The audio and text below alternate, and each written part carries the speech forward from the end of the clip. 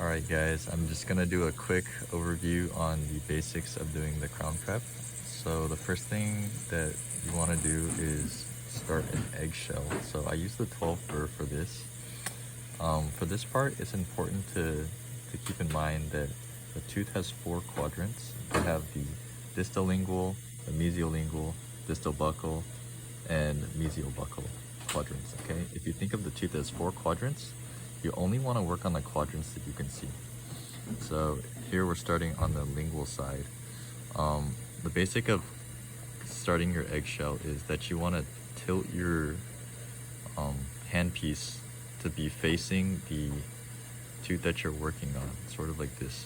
And by tilting your handpiece like this, you avoid hitting the tooth next to it because you'll kind of be following the contour of the tooth. So see how this tooth kind of off to the side. Right here. See how this tooth right here kind of goes toward the tooth that we're working on. You want to try to keep your handpiece and burr parallel to that.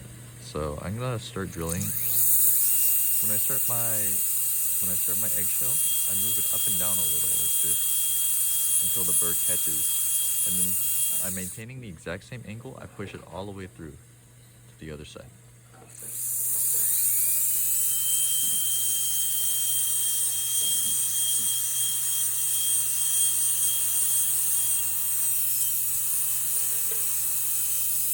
Just like that. Blow it dry again.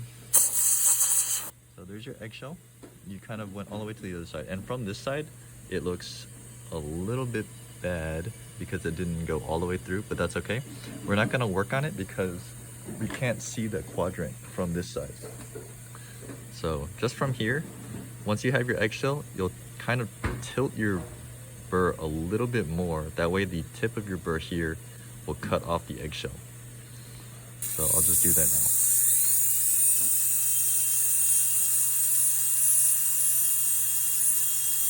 All the way through. Okay.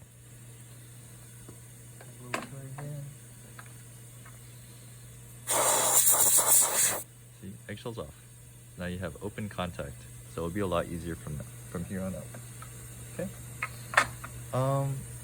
The other thing I wanted to go over is depth cuts. So for the depth cuts, I like to use a 16 burr. I'm gonna switch to that right now. Okay, using this 16 burr, you kind of align the burr by pressing it against the long axis, which is this lingual side here. So when you press it against the lingual side and it's completely flat, that's how you know you have your long axis. Okay, start that now. I usually do around 5 or 6 depth cuts. I just find it a lot easier to smooth. Okay, so I have a couple shallow depth cuts here, and I'm just gonna smooth all of them out by moving my burr back and forth.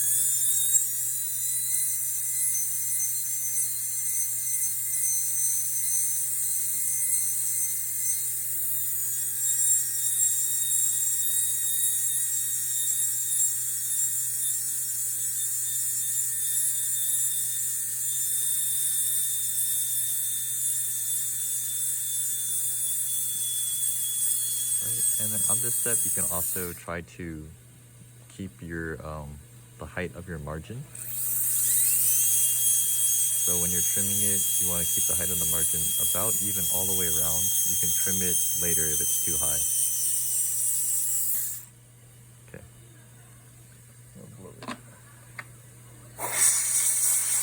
Okay.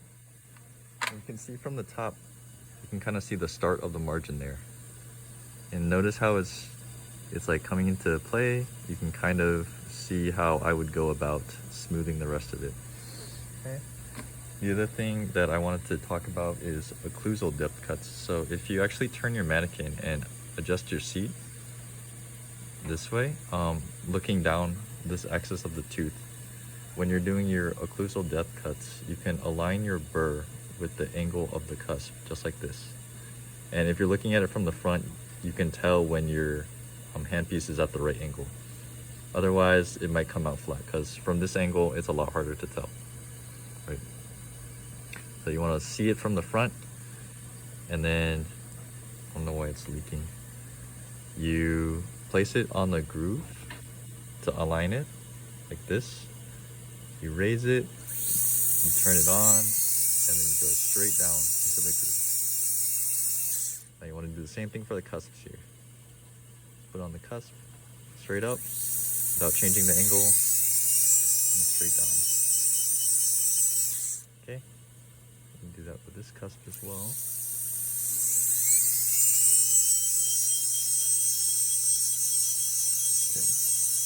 And once you have your occlusal depth cuts, you want to go from the cusp to the groove. So we're just going to bring it down like this. You always want to go from high to low, because that'll keep the shape of the cusp intact.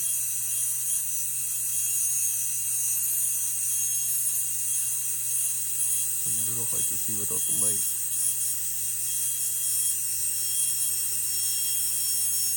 Okay, and then when you're approaching the interproximal of the tooth, you want to hold your handpiece really tight, because this is usually where the burr slips and you nick the other tooth.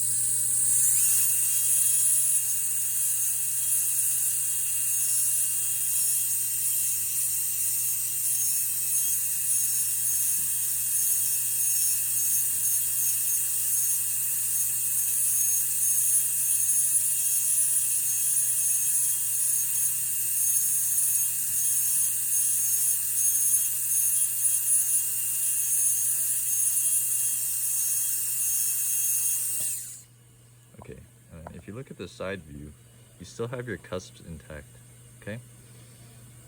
So you just have to shave these down and it won't come out looking flat or jagged or any of that. So these are the 4 quadrants here. A general rule of thumb is that you only want to work on the quadrants that you can see. So from here, in this angle, if I turn the dummy, I can only see the distal lingual and the mesiolingual side. So I won't try to adjust these 2 quadrants back here, okay? Because I can't see it, so I don't want to adjust it, okay? Whenever you're working on the distal lingual and the mesiolingual, you want to turn the dummy's head 45 degrees to the left like this. So this will give you direct vision. Same thing if you want to work on the distal buccal or the mesial buccal side. You turn your dummy 45 degrees to the right, and then you swing over to the 12 o'clock area. So this will give you direct vision at the top. Okay? Alright, so when you're doing your eggshells, you want to think of it in terms of quadrants again. So if I'm gonna do my mesiolingual quadrant here, I tilt it this way, 45 degrees, right? You can see the eggshell that you're making go all the way about the halfway point, and since you can't see the rest of what you're working on, you don't want to really like work on that. So to work on the other half of the interproximal, you just turn it like this and work on this quadrant, okay? All right.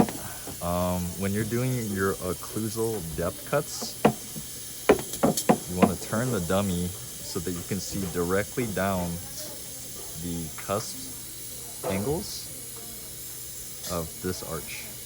So you want to be staring pretty much directly at the angle that you're working on. That way you can see what tilt you need for your burr, okay? So look straight down. From this angle, you can see exactly what angle that your burr is working at, okay? So when you're working on the occlusal table, you always turn it toward you so you can see that. Alright, and then the last thing is just refinement. I usually turn it to 50,000 RPM or less than that, whatever you're comfortable with refining at. But to refine, you pretty much just turn your burr on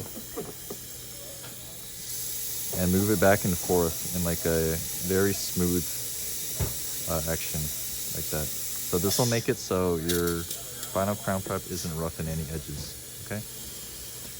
Usually what happens when you do a crown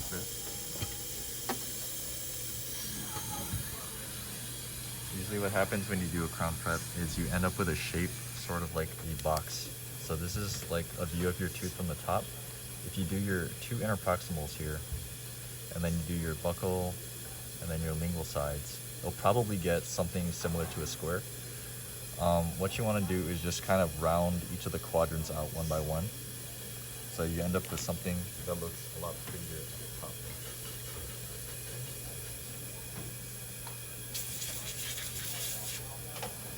Like this, right? So it shouldn't look like a square, it should look a little bit rounded.